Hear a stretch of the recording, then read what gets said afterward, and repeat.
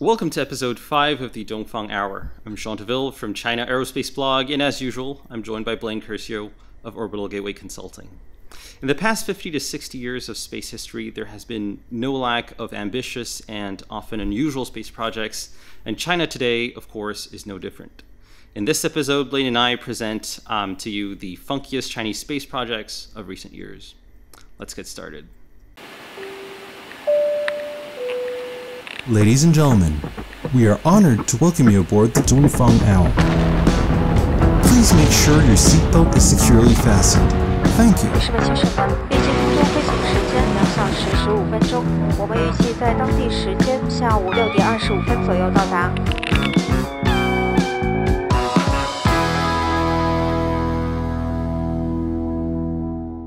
Thanks, John, and looking forward to talking about funky space projects today. So before we get into the list of funky space projects, it's helpful to define what do we mean by funky.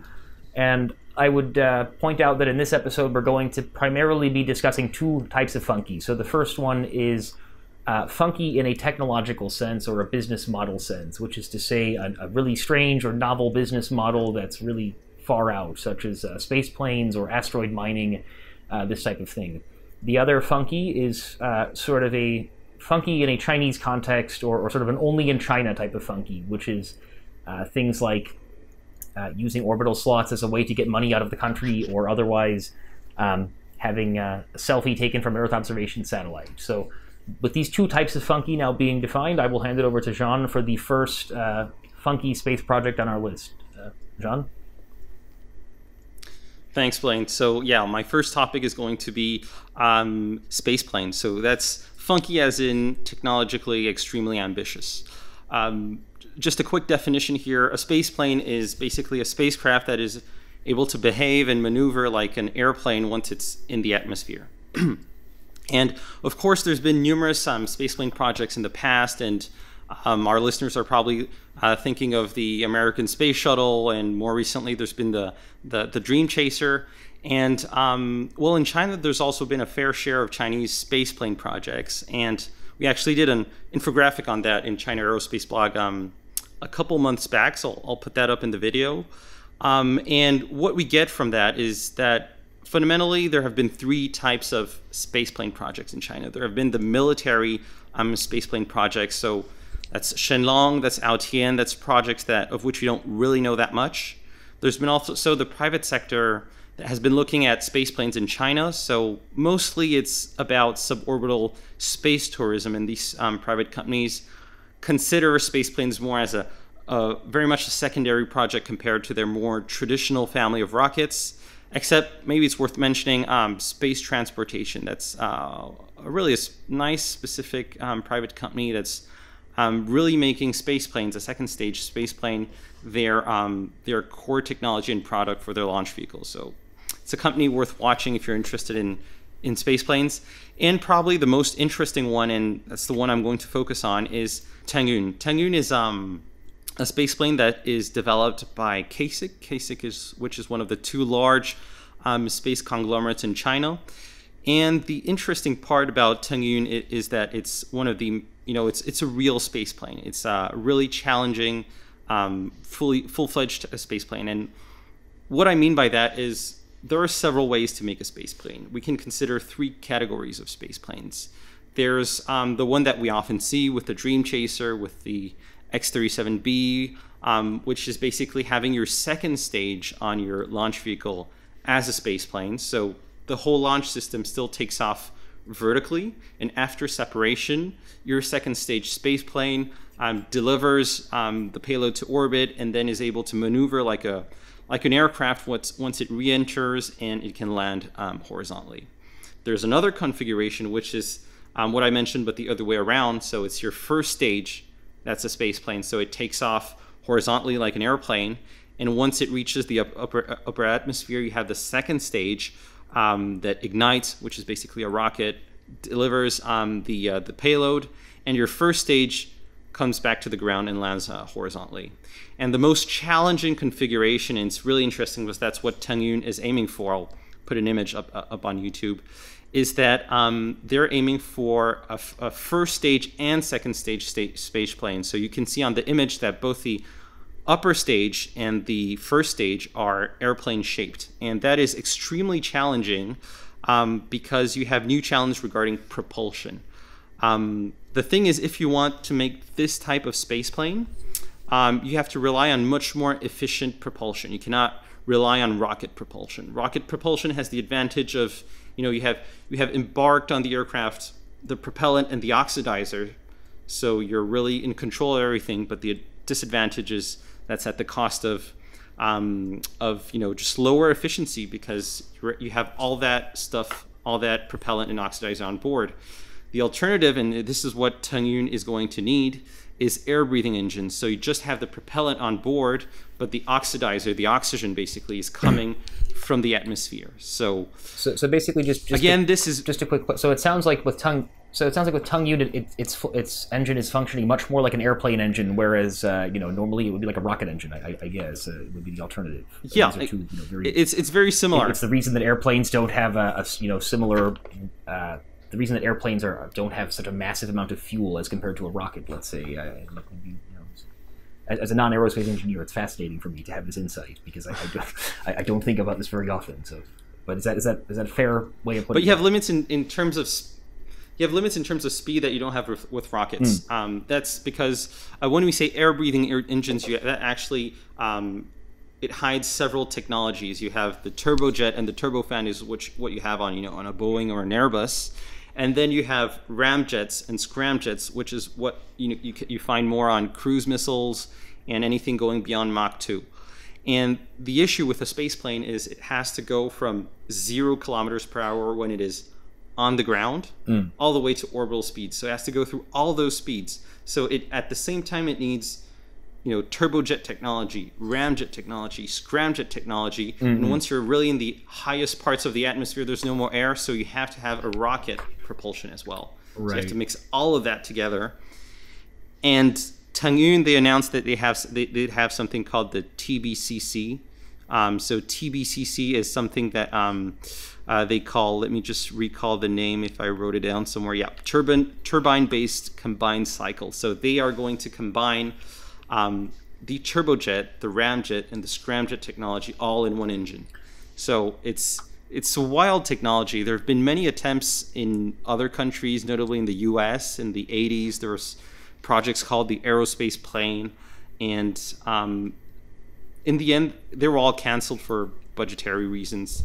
But yeah, it's an interesting project from CASIC. And so a quick question about I guess the different types of technology that would be involved in such an engine. So basically, when thinking about a few different industries in China and also elsewhere, but these industries where you have this kind of combination of several different industries into one kind of business model. So I guess to give a more tangible example, like LEO broadband constellation, you would have a space segment and you'd have a sort of broadband internet service provider segment. And in China, that would implicitly be sort of a CASIC type business combined with a China Telecom or a China Unicom type of business. And there's kind of going to be this challenge of distributing the responsibilities and kind of making sure the incentives align and all of these different things. And in the case of the engine that you just described, it sounds like the kind of thing where some elements of that technology, like the sort of more rocket-type elements, would be primarily under the purview of, say, CASIC. But then I guess some of the more kind of airplane-type technologies, there are companies like AVIC or like Comac even that might be more advanced in those technologies. So is that, I mean, do you have any insight into that? And do you have any thoughts on whether, like, at first glance, it sounds unrealistic that, say, CASIC and AVIC would cooperate on something like this. But again, it sounds like that would probably be more efficient. So, do you have any thoughts on that? Yeah, definitely. Turbojet and turbofan technology is very complex stuff, and so CASIC would probably be needing the help of AECC, which is an AVIC spin-off, which focuses specifically on this kind of engines. So they make the engines, they're working on engines for the latest Comac aircraft, and they're also working on engines for Chinese military aircraft. But for the other technologies, propulsive technologies that I mentioned earlier, so the ramjet, the scramjet, and just solid rocket propulsion. CASIC, I would guess, is pretty well equipped with this sort of technology because it's what you'd find on a missile or solid rockets, which is something CASIC is quite familiar with. And there would be also academies that are linked to CASC that would be involved, I would guess, because CASC has a number of academies really focusing on hypersonic aerodynamics. And so I would see all those guys working together to make the whole thing more efficient. Yeah, which is always an interesting proposition in the Chinese context, but that makes sense. Yeah. And so I mean it's really interesting that CASIC is working on all these really ambitious projects.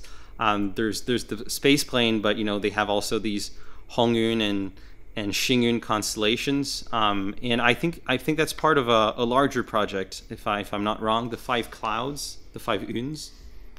Yeah, so there's the 5 clouds, one vehicle or one car, or depending on how you'd like to translate, was it Wu Yun Ita? But there's this project by CASIC, which is it's particularly interesting in the context of CASIC as a company. So just a little bit of background on CASIC. It's a big state-owned company with about 38 billion US dollars in annual revenues, roughly the same size as CASC. It's like the 330-something most largest company in the world by revenues, largest according to it's in the Fortune 500 list. It says 330-something. And basically, historically, they've done a lot of rocket-type stuff and missile-type stuff, and also just more general kind of, I guess, high-tech products related to these areas. And over the last 3 to 5 years, partly in cooperation with Made in China 2025, CASIC has been emphasizing this sort of industrial IoT cloud infrastructure, kind of a suite of services. And they have this sort of CASIC cloud brand name that they've established. And if you go to, I think it's like casiccloud.net or something, and it's this sort of website that looks almost like a marketplace for like industrial IoT type services, or that's kind of, it seems to be what they're aiming for. And when you consider like what a huge market that could be, if we think about the full potential of like doing IoT across factories and this kind of industry 4.0 type, all these buzz phrases, I mean, in theory, it's a very big market, I suppose. And so CASIC is trying to develop this CASIC cloud suite of services. And as part of this, they have this 5 clouds, 1 vehicle, which again is these 5 projects that are mostly connectivity based, with the exception of Tongyun, I guess, because with Tongyun they don't have any like connectivity component to that, right? That's just like a pure space plane, right? There's no like, they don't plan to like beam broadband for, okay, because I guess the other 4 cloud, because what then there's so Hongyun is the broadband constellation of the 5 clouds. Xingyun is the narrowband constellation, and then there is Feiyun, which is like a kind of like a drone type of thing, sort of like Facebook's what is it called, like Athena, maybe. Facebook has those drones that are basically, they're beaming internet from these really like wide, it looks just like a big kind of hang glider kind of thing. And then Kuaiyun is like a HAPS platform. And again, from that HAPS platform, CASIC plans to beam internet services. So I guess digressing, CASIC has these 5 cloud projects, of which 4 apparently are just sort of different ways of delivering connectivity from either space or like, high up in the atmosphere with HAPS. And again, these connectivity projects are implicitly kind of linked to this idea of having this industrial IoT ecosystem and this global kind of infrastructure of connected devices and all of this. And it's the kind of thing where, and we talk about this with LEO constellations more generally, and we talked about it on episode 4, this idea that one of the challenges of the LEO constellation is that as you deploy it, you need to have kind of a distribution network for the capacity. You need to have some devices that are waiting to connect to the satellites once they're in orbit. If you don't have anything waiting to point and get connectivity, that connectivity doesn't have a lot of value. And so with CASIC, it seems like, and it's a very hard thing to do, they're trying to build out this kind of coordinated ecosystem of, again, like IoT, like industrial IoT application stuff, whatever technology and software and kind of, whatever hardware and software are necessary for that. And then again, this sort of connectivity infrastructure that would be, in theory, like in low Earth orbit, and then in, I guess, whatever layer of the atmosphere HAPS would be flying in. But yeah, so basically, at a very high level, this is what the 5 Clouds, 1 Vehicle project is this sort of connectivity initiative that would link up the CASIC kind of industrial cloud.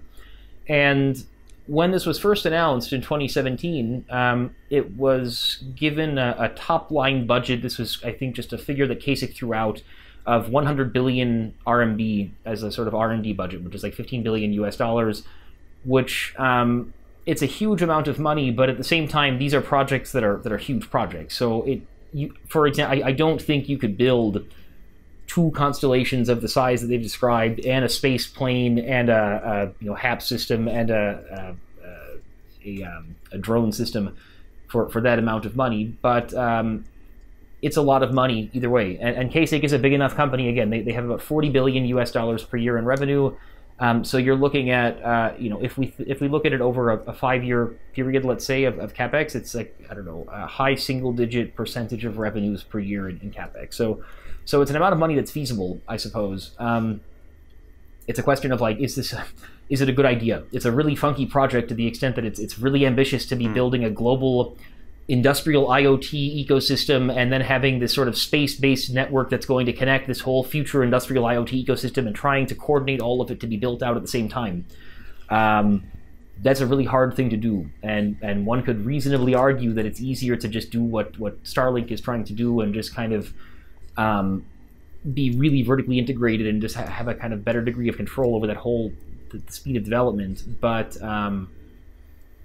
yeah, it's an ambitious, funky project, the 5 Clouds. And I think what's interesting with CASIC is they have a lot of ambitious projects, and there are maybe, like, you could have doubts about if these projects will actually really come into the being. But with Xingyun, they're one of the rare Chinese constellations, Satcom constellations, that are actually delivering and sending satellites, reasonable amount, of course, but into space. So it's good to see. There's also the CASIC Cloud project. It's something that's already working, and that has, again, another interesting point is all these projects are branded as commercial. So I don't know to what extent there's a commercial success of these projects. I heard for CASIC Cloud it is still quite limited, but they're delivering, and so I am very much looking forward to them delivering for the more funky ones, such as the space planes, the high altitude balloons, which is, on a side note, plans that I think Google and Facebook have both given up. So be interesting to see China succeed where the GAFA have given up in the US. Yeah, and just a couple of last points on CASIC, and then I will turn it over to you for your next funky project. But mentioning the commercial element to it, I think one of the things that's been most striking about CASIC in particular, and I hear this from several people in the industry, is they're I think he retired last year, but the chairman, very high level person within CASIC, guy called Gao Hongwei, he was known to sort of have this vision of CASIC getting into commercial space as a vertical where CASIC could expand its business line. And we may have discussed this in a previous episode briefly, but the idea that CASIC, their core business of missiles is quite inelastic. You can't really, lowering the price of missiles does not really increase the demand for missiles very much, I suppose. And so to that extent, in order for CASIC to grow its business, they need to find verticals that are a little bit more elastic in their demand profile. And in China, I guess that implicitly, is commercial verticals to a certain extent. And so there's been this kind of mythology around Gao Hongwei and CASIC over the last 5 years as kind of the guy who really pushed forward CASIC's commercial space initiative. And he retired last year, I think. So it'll be interesting to see where they go from there. And I think at a kind of broader level, it's just interesting to note, the influence and the role that very high-level people within these companies can have on sort of the whole company philosophy. I mean, really, it's a kind of, in a way, these companies almost function in a similar manner to the Chinese government more broadly, but just on a much smaller scale, in the sense that you have kind of a chairman, and you have who has quite a lot of of influence, and there's a lot of kind of just top-down leadership structure, and so you can have these figures that have a lot of influence, which is interesting. Yeah, and again, he's now he is retired, so it'll be interesting to see where CASIC's ambitions go from here. Anything else on CASIC from your side, or would you like to move on to your one of your favorite topics of electromagnetic launch? Yeah, it is in the continuity of CASIC and their very ambitious projects. So here it isn't CASIC, although CASIC is also working on this technology. I'm going to talk about electromagnetic launch. So in September, there was a press release, September this year, of a Guangzhou-based company called Guoyao Tech, and they announced that they were working on an electromagnetic launch system, and they were planning to reduce the cost of their launches of small satellites to $2.5 million per launch by 2025, and that this would give something around $600 into low Earth orbit per kilogram, which is extremely undercutting the current prices. That's like a tenth of like launch. The most ambitious prices now, isn't it? Well, I think there were calculations where Falcon Heavy would reach 2,500 US dollars per kilogram, but that's still wildly undercutting Falcon Heavy by a factor of 5. Yeah. And so just a quick discussion on presentation of what electromagnetic launch is. It's basically having your spacecraft on some sort of magnetic rail, so there'd be a repulsive force, meaning that the spacecraft wouldn't be in contact with the rail directly, and then there'd be a linear motor, which would be providing a linear force and accelerating horizontally the spacecraft along the rail. And so the spacecraft would be, as it advances, it would be gaining momentum, and at some point when it reaches sufficient momentum, then the rail sort of pivots, not exactly vertically, but sort of in a diagonal manner, and propels the spacecraft into orbit. And so theoretically, the spacecraft has to get sufficient momentum to reach orbit. That's a lot. I forgot. I think the first orbital speed is something like around 7.8 kilometers per second or something. That's just really gigantic. And there are a lot of questions that you have regarding this technology. Typically, you would be needing potentially just hundreds and hundreds of kilometers of rail if you want to keep the acceleration reasonable for a payload or for humans. And there's the fact that if you reach that sort of speed and you're on the ground and you pivot vertically, then you would be at massively hypersonic speeds in the densest part of the atmosphere, which is on the ground.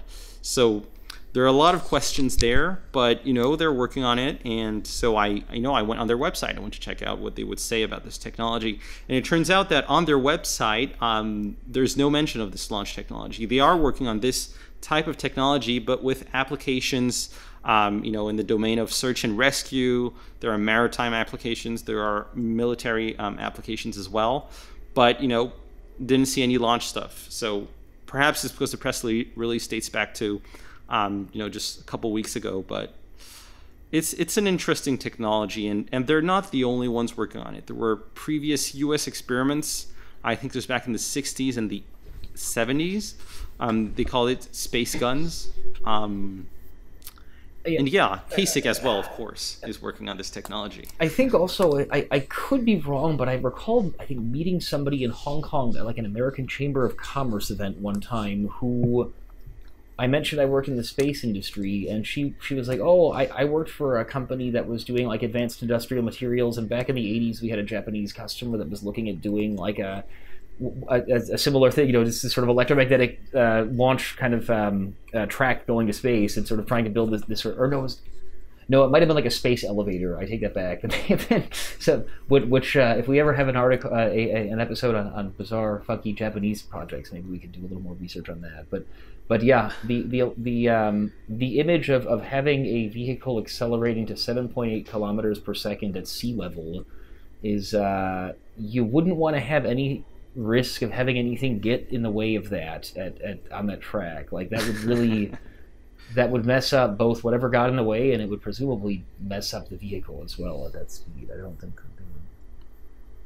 Yeah, holy hell. Although I think the Chinese are pretty serious about electromagnetic technology, not necessarily about launch, but they have very serious people working in universities like Southwest Jiaotong in Sichuan, in Chengdu, and working on this sort of technology, but for just high-speed rail applications, aiming for typically the equivalent of a hyperloop, but Chinese version of it that would be going at 1,000 or 1,200 kilometers per hour. So why not? Yeah, I mean, well, when you have such a large number of cities that could be linked together by such a technology, and when you know that you could then, whatever the initial R&D cost is that they're putting in could be spread over such a large number of kilometers of track that could plausibly be justified, I guess, yeah, why not? It's pretty, yeah, that's interesting. Huh. But yeah, so anything else on electric? I think you had a more... No, yeah, that's about it. I think you had a more down-to-earth, funky project in mind next. Yeah, a little bit more down-to-earth and a little bit different type of funky. So talking a little bit about the Satcom market in general, I think there's definitely there's a lot of funky, funky in a sort of only in China way in the Satcom market. So just a little bit of context. So the satellite communications market, or the Satcom market, it's a little bit... it's unique in the sense that a lot of developing... So many countries like having their own satellites, and especially developing countries oftentimes will see having their own satellite as a sign of national power and of science and technological advancement, and people like seeing rockets being launched into space with their country's flag on the rocket, even if it's a foreign manufactured rocketed satellite. So for a long time, this has been a business for countries like primarily the U.S. and Europe have had, countries or regions like the U.S. and Europe have had a pretty good business of selling. Boeing, for example, or Airbus have sold, or Thales have sold a number of satellites to developing countries as, again, either like telecommunications for TV broadcast or for connecting rural areas to the internet. And it's such a common thing that in the Satcom industry we have a phrase called PrideSat, because it's like for national pride you have a satellite that you would launch, and oftentimes these satellites are financed with like Export-Import Bank of the U.S. or like COFACE, I think is the equivalent in France, I think, right? Yeah. So they would finance these satellite manufacturing contracts with relatively low cost debt, and again, this has been a business for some time, and China over the last 15 years has started to try to win market share globally for this kind of PrideSat business, you could say, and with some level of success. So, and the way that this works in China, just to give a little bit more background on I guess the mechanism behind this. So you have CASIC is the kind of, as we know, it's the sort of broader space industry contractor, and within CASIC is a subsidiary called China Great Wall Industry Corporation, CGWIC, and so China Great Wall, we will call them. They act as a trading company of sorts, or sort of a turnkey solutions provider. So basically, if you are the government of Nigeria and you want to buy a telecommunications satellite from China, you would be buying the satellite, you'd be buying the launch the launch service. You'd probably be buying the gateway, you'd need to build a gateway in Nigeria to manage, to do the TT&C type of services for the satellite. You would be buying insurance, you might be buying technical training. There's a whole bunch of different things, and there are a whole bunch of different subsidiaries in CASIC that would be handling these different things at a systems level and then at a subsystems level. But then within CASIC, I suppose it makes sense to then have one kind of solutions provider that can coordinate all of these efforts, and then they, which is China Great Wall, would be the interface with the foreign company. And so, again, China for about 15 years has been doing this business, and this has led to some kind of funky outcomes in some instances. So I guess the most kind of interesting one as it relates to China Great Wall is the extent to which China has kind of used this as a way to get additional, they have gotten additional satellite capacity in other parts of the world that they now are selling as a kind of a reseller. So basically you have, for example, part of the capacity on Belintersat, which is a satellite that China sold to Belarus, is now being sold by CASIC subsidiaries in like sort of Middle East and Africa. Or you have capacity on Commsat in Nigeria that is also being sold by CASIC subsidiaries. So you just have this kind of a situation where China is financing the satellite, and then they're manufacturing and launching the satellite, and then they are acting as a kind of service provider alongside the national satellite operator to sell some of the satellite capacity. And so it's really, and it kind of, it links into the kind of digital Silk Road and the kind of the Belt and Road Spatial Information Corridor, in the sense that these satellites are giving China a kind of more global network of satellite capacity than they would otherwise have. Because, for example, China Satcom now, they have a lot of capacity primarily over Asia Pacific, but they don't have capacity over like Middle East and Africa, really. So yeah, there's a lot of interesting and kind of funky elements of the Satcom industry in that regard. The other thing that's interesting about the satellite industry is the private companies that have used Satcom in different for different opportunities, I guess. So you've had for example, with Satcom, you have orbital slots that you would put a satellite into orbit. So you have in the geostationary arc, 36,000 kilometers above Earth, you have hundreds of orbital slots. And in order to launch a satellite, you need to have a slot. You need to apply at the ITU for this slot. And there was a Chinese company that bought 3 orbital slots from a company in Cyprus for like $90 million US, which at the time probably was a bit more than the orbital slots were worth. I mean, it wasn't like a grotesque, it wasn't like they were paying 10 times what they should have been paying, but it was a rather rich valuation, you could say. And the company later, it was kind of, there was some sort of whisperings that this was a way of getting money offshore, because they were paying this to a company in Cyprus, and there was a large sum of money. And in China, there are capital controls that make it rather difficult to get money out of the country, and so this was a way of getting money offshore, allegedly. So you've had really kind of bizarre instances like this as well in the Satcom industry, where these companies have, used, I guess, the combination of the fact that, I guess, Satcom it's high tech. It's kind of people don't understand it particularly well unless you work in the industry. It's not really an industry that you think about very often, and it's also, I guess, kind of sexy in a way to local governments. I mean, if you're a company in Zhongshan and saying, we want to go and buy some orbital slots for a telecommunications satellite for the Belt and Road, and we're going to build this satellite, and it's going to be used for like connecting airplanes on the Belt and Road and connecting like boats and doing all these things, and there's all these, all these, and I mean, you could definitely imagine a story being told there, and then saying, but the first step is that we need to buy this orbital slot from this from this other country, because there needs to be a specific orbital slot. You could imagine the local government just saying, that sounds legit. Like, I mean, they would do their due diligence. They would definitely, but it seems like that is a rather easier way of getting money out than if you were trying to do something that was a bit less complicated or kind of niche, that like, I don't know, saying we're going to go buy a bunch of oil from Indonesia. Like, there's a pretty set price on what oil costs. There's a market for oil, and it's rather hard to inflate the price of oil and get money out that way. So I don't know. I guess Satcom it's an interesting market in that way. I don't know how purely funky those instances were, but any thoughts? Any thoughts from your side, Sean, on the Satcom industry in China as it relates to funky?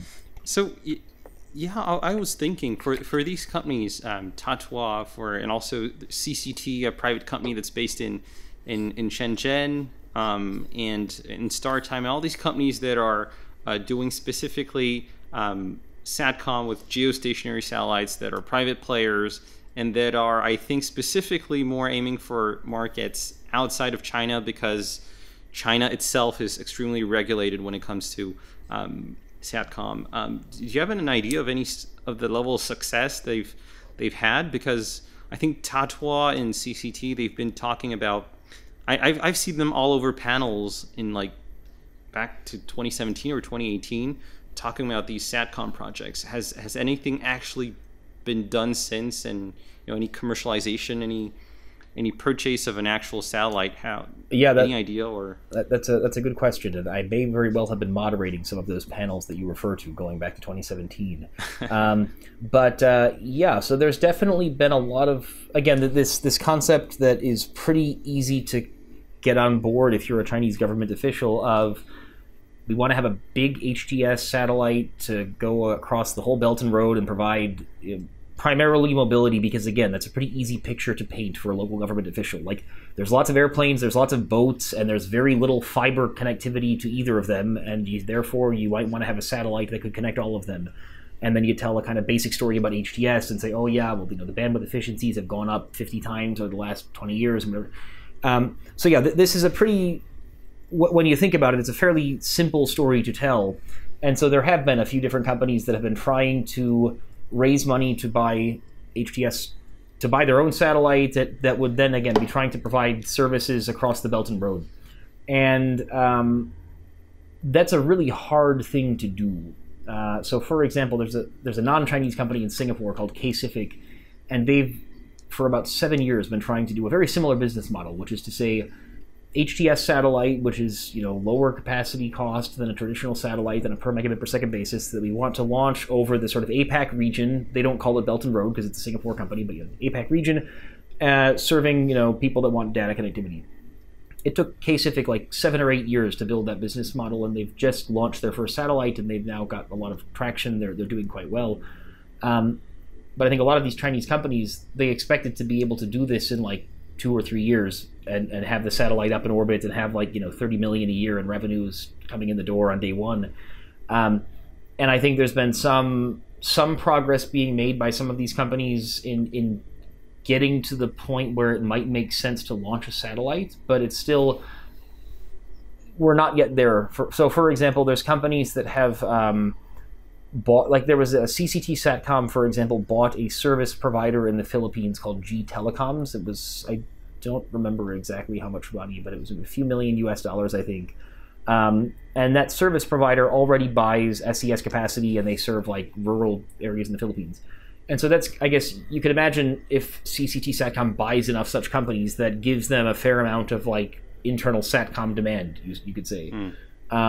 But we have not yet really seen any of these companies like have a firm contract for a satellite to be manufactured, or even start manufacturing the satellite, anything like that. So we're still I guess coronavirus isn't helping either. Lost a lot fewer flights, and I would guess maritime, maybe less trade. Not helping. Yeah, that's for sure. So I think then the other kind of Satcom related project that you had wanted to discuss was Linksure, which is something that they got a rather lot of exposure in Western media at some point, didn't they? Like about a year ago, I think. Linksure, is that? Yeah, so we're still in Satcom, but in a different category. So we're talking about broadband constellations here, and it's more, it's funkier on the offer side. So Linksure they're a tech company, and I think they were founded in 2013 in Shanghai, and they have this business model based on Wi-Fi distribution on the ground, and it's worked fairly well. They've had some significant fundraisings. I think it was in 2015, and so it's a company that has grown fairly fast and has a good reputation. However, in 2018, and this is their first foot into the space industry, they announced that they would be launching a constellation called the Swarms constellation, which was a several hundred satellite strong broadband constellation. So up to there, nothing extremely surprising. There's been loads of those in China and outside of China.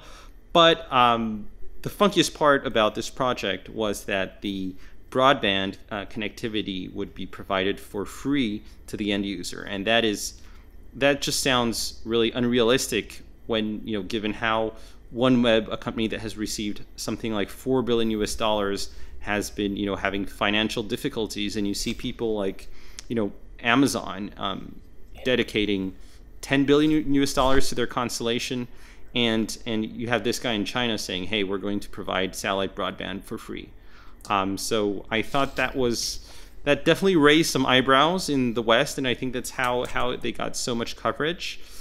But and their roadmap was, I think, sending a first satellite in 2020, I believe, or 2019, and this year they haven't been giving any updates on their constellation. So I have a feeling like a lot of these constellations that you have in China, some of them, not all, but maybe moving to a different part, a different vertical of the space industry, and not actually going forward with the constellation, which is from different signs that we've seen from the government in September this year, but also in March earlier this year, that this broadband constellations, may very well remain a state-owned and a state-led project, and not something that's entirely open to private companies. So, yeah, funky, I'd say, in the business model. I would say so, yeah. That's a tough business model to make work, spending a few $1 billion to launch a constellation and then giving away the connectivity for free. You need a lot of auxiliary services to make that work. Yeah, a tough sell to the investors. Amazon might be able to make it work if you just say, yeah, if you want to unconnected in the US and now you get free internet and then you become a Prime subscriber, I bet you the revenues from Prime could pay for the connectivity, I guess. Yeah. We'll see. Anything else in Satcom? I think that's about that was a good little deep dive. I think we're good on Satcom. Going into more kind of consumer, only in China, kind of consumer tech, and selfies coming from space, and YouTube like websites. Do you want to take us in with Commsat and their space selfie? Sure. Yeah.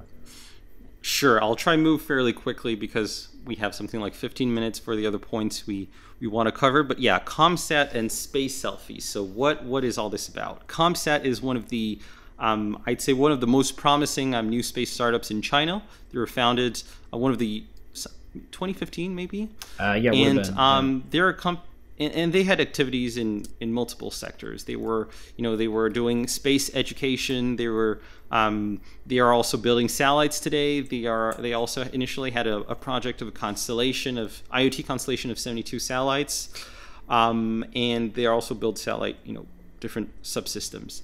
And so in the development of their CubeSats in 2018, they launched a satellite called the Lady Beetle 1 in December 2018, which was a CubeSat that was equipped with 5 cameras, including 1 camera on a selfie stick. And they also had an LED screen. And the whole idea here was, you and I, as an end user, we could upload a picture on, probably the Commsat server, who would upload it then on the satellite LED screen. And then the selfie stick would take a picture of that LED screen with, as a background, you'd have the Earth, you'd have space, and yeah, so it was the space selfie satellite. It was really funny. That is pretty only in China. Yeah, pretty Chinese.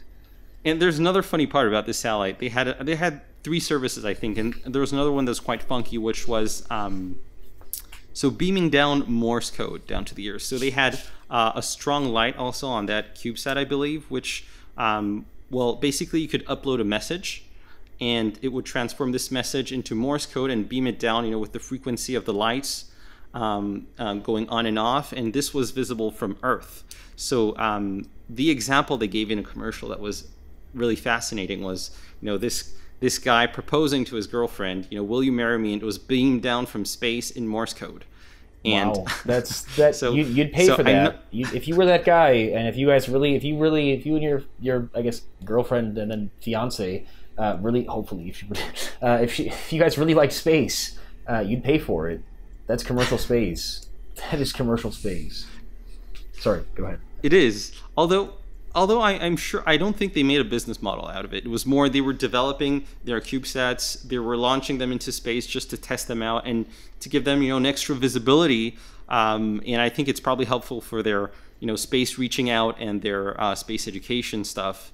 It was more of a stunt, and I believe they offered to upload, for example, your picture for space selfies for free during given holidays, and I think they still do it. If you go on their Weibo today, you can see that. I'll put a few examples onto the video. You can see some space selfies being taken by this Lady Beetle satellite that's still in orbit. Was there? I thought I remembered seeing something about a satellite that was launched with like a sort of standard consumer like smartphone on there or something, like a Xiaomi, like a was it a Huawei? Exactly. Yeah, was that this one or was Xiaomi? That it was Xiaomi, a Xiaomi yeah. Xiaomi camera. I forgot which satellite that was. That was recently. That was probably this year. Wow, we should have included And that. Yeah, we'll have to link that in the show notes. Although, yeah, we didn't. Yeah, Xiaomi. Do you know who was that? A Galaxy Space, I guess, satellite? Probably because they, or possibly. I'm not sure. Yeah, I don't show know. notes for sure. Yeah, interesting. But yeah, the Lady Beetle. That's and Commsat. They do some cool stuff with their marketing. Commsat. Anything else on Commsat from your side with the Lady Beetle? No, I think we're all good to hear about the Bilibili satellite. So Bilibili is one of the stranger, like, it's an interesting company. So it's sort of like YouTube, I guess, but it's a bit more, well, it's conceptually very similar to YouTube, just online video sort of channels. But it's a bit more niche in the sense that it was founded by these guys who are really into anime and like very into kind of that subculture, and they were founded in a really kind of it was almost like a very exclusive club. Like I remember listening to this podcast that was talking about at the beginning of Bilibili, you had to like interview with existing members and like answer really random questions about like different anime series and get them correct, certain percent correct in order to become a member of Bilibili. But they have 170 million monthly active users as of Q2 2020. So they're now a huge video platform. They're publicly traded on the NASDAQ. And it's like a $20 billion market cap company. It's a big online video platform. And so Bilibili, they announced in, I guess, sometime last year, they announced plans to have a dedicated like space education channel using video content from an Earth observation satellite that was going to be launched by Charming Globe, CGSTL, this EO satellite manufacturer, constellation operator up in Jilin province. So basically, Bilibili was going to create this channel, and within like 2 hours of making this announcement, the channel that they had created had already attracted 111,000 subscribers, which I have not checked how many they're at now. I should have done that, but we'll also show notes. But basically, they wanted to have this channel of space content, and the first satellite they were going to launch, it failed in the first Guoyao 11 launch earlier this year, and it was pretty crazy because like 2.5 months after that, Charming Globe had manufactured a replacement satellite, and they launched the replacement satellite. And so as of mid-September, the Bilibili satellite is now in orbit. And so you have this company that is an online video platform that has been able to have a dedicated Earth observation video satellite for their users. And I think it's an interesting example, I think, of how, well, one, how big China is. You can have this rather niche video platform that's 170 million users, so that helps. Having that kind of scale allows you to do some interesting things. But then I think also a little bit the extent to which space is, I think, sexier in China than it is in the U.S. as a thing. I mean, I think in general space is becoming sexier globally because of Starlink and Blue Origin and all these really crazy initiatives. But I do think that, like, for example, I remember the first space conference I attended in China. I remember having, there was a live streaming they were streaming the conference online, and then people who were watching it were able to send in questions, and they had a projector screen with kind of the questions rolling in, and there were a lot of questions, like far more questions than one would have expected, given how relatively dry the conference content was. And so, yeah, I think the fact that you can have a company like Bilibili justify having their own satellite, and whether it actually makes money for them, I don't know, but presumably it will either make money for them or bring them more users or bring them more media coverage or whatever. They will gain some currency, I guess, of some kind, whether it's mind share or whether it's the digital renminbi. But yeah, I think in general it's an interesting example of the way that you can commercialize space in China in a very mass market way. So yeah, that's anything on your side from on the Bilibili satellite? Any thoughts on that particular program? maybe just on Bilibili in general, I really encourage our listeners, especially those who can read a little bit of Mandarin, to check out the platform. People usually call it the YouTube of China, but it does have its differences. And you know that the fact of having to go through an exam to open an account, I think that's still the case. I've been looking into actually doing that. Oh, really? And it's on anime. It's not as hard as you'd think, because there's 170 million people that have passed so, it, I guess. So you have cheats. You can find cheat sheets on Baidu. So it's more of a formality than anything else. We'll put one in the show notes. Yeah. And there's also a very nice. They also have this interaction possibility inside videos that I don't think YouTube has. So like if you're doing a video and then you can ask your users, how do you want this video to end? And you can click, I don't know, like I'm just giving an example, like a good or bad, and depending on what you click, it will automatically switch to a different ending, because obviously the YouTuber will have filmed both videos. There's also the possibility to do polls and votes inside a video. This is still managed in YouTube through the comments. So I thought it's a really innovative company, and not just I always find that saying it's the Twitter of China, the YouTube of China, to be a tiny bit condescending. It's they have their level of innovation as well. It's a very interesting company. Oh yeah, well, and ultimately, I guess a lot of these platforms they fit some, even if they seem like a very a platform with 1 billion users that's very broad, they're fitting a fairly specific niche, in the sense that like Twitter, it's like pieces of information that are less than a couple hundred characters and that are very kind of like there is it's so there. Yeah, I tend to agree that to say, oh yeah, this is just this particular platform for that country, it's very, very hard to find two platforms that are really that similar to where you could say, that's. And yes, to your point also, there's a lot of innovation going on the Chinese side that gets ignored when you say, it's just this American version of this Chinese version of the American company. Yeah. So that being said, I think now we get to like the really technologically funky stuff, I guess, and possibly like technologically unlikely at a best case scenario. Do you want to tell our listeners about the artificial moon project that was talked about?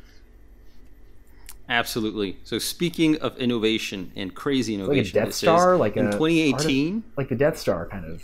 It's except probably probably less foreboding of a name.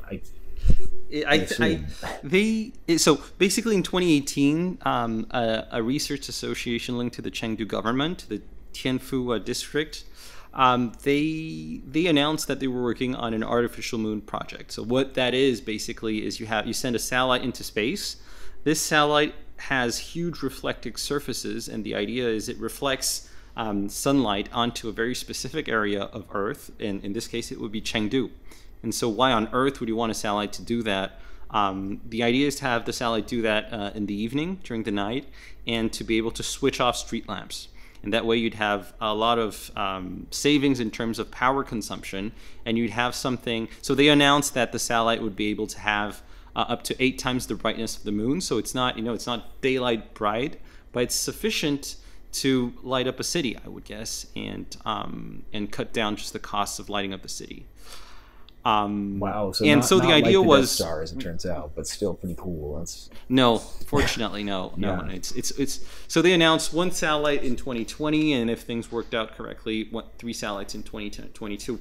And this project actually got a lot of coverage in the West as well.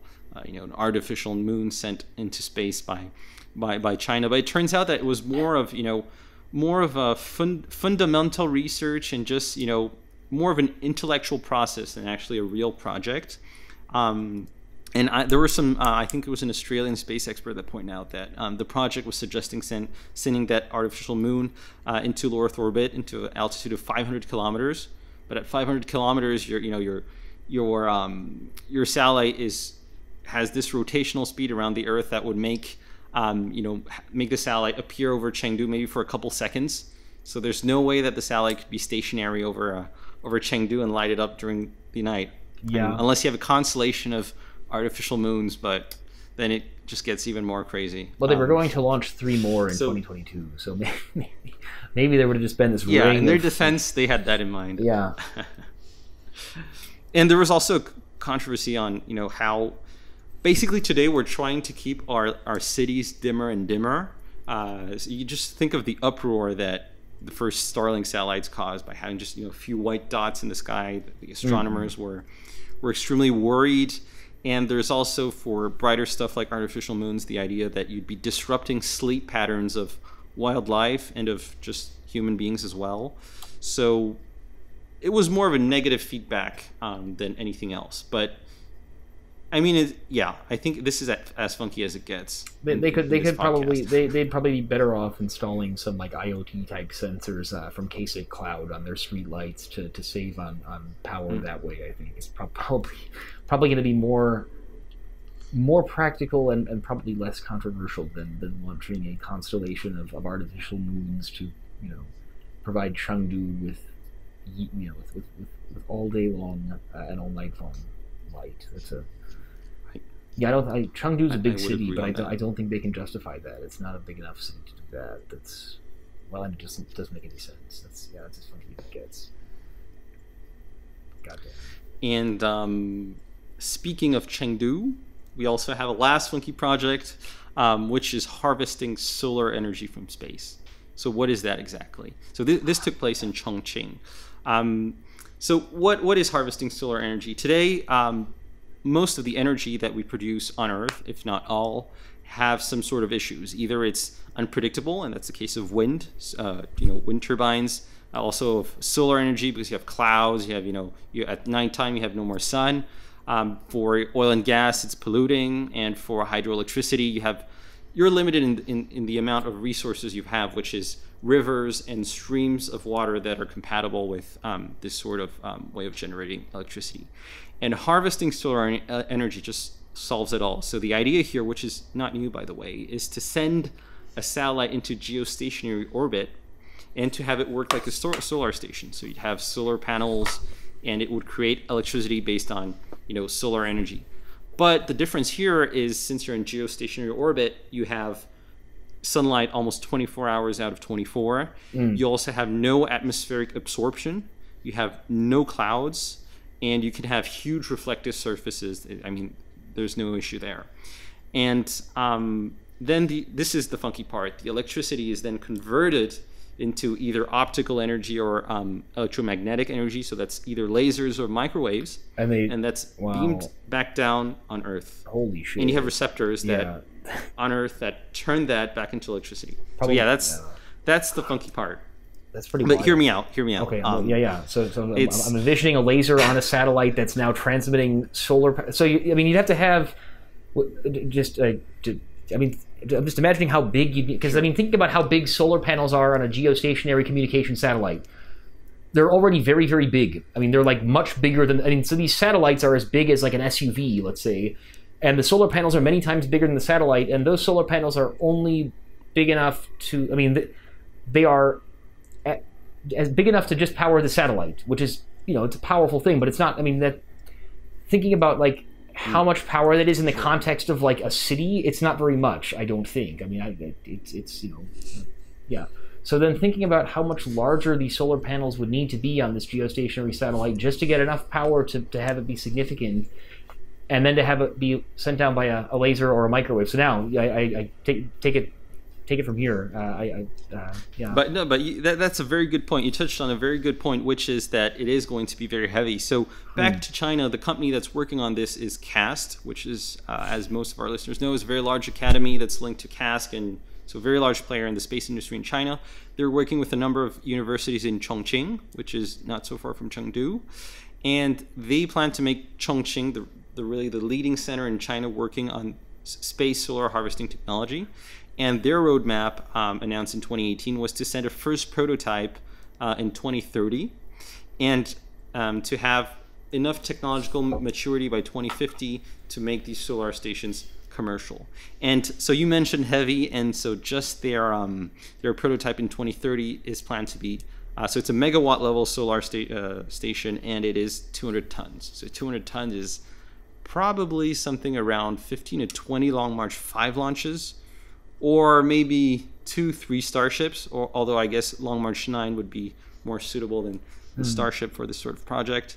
And so it's it seems like a lot of weight, and they're aware of that. I mean, what they're looking into to solve this solution, if you want really to make this on a wide scale, is to have 3D printing factories in orbit, and that is what some startups and universities are looking at also in the U.S.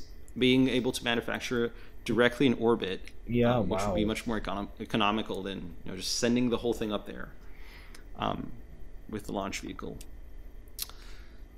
But I think the interesting point here, and that'll probably be my final note here, but it would be a total shift of paradigm if this was possible, because it is, apart from nuclear fusion, which is not something that we master very well, it is really the unlimited source of energy, the sun. So, and I think other countries are aware of that. You have the U.S. that on their X-37B currently, that they have an experiment called photovoltaic radio frequency antenna module flight experiment. So they're testing this technology, and I think the Japanese JAXA and Mitsubishi also have some sort of prototype under development.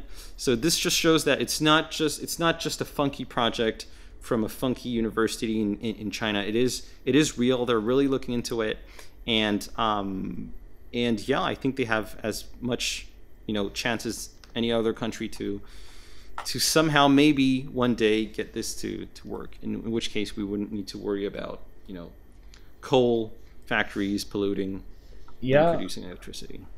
Well, and it begs an interesting question of, and I've been thinking about this a little bit lately, just more generally, like what becomes possible if and when we reach the point of having just like a massive expansion in the available capacity to launch. Like, if we're thinking about like kind of the Earth to say LEO, or like Earth to GTO, or like Earth to different orbits as a kind of as a transportation service, and there's kind of a supply of like seats right now available on that route.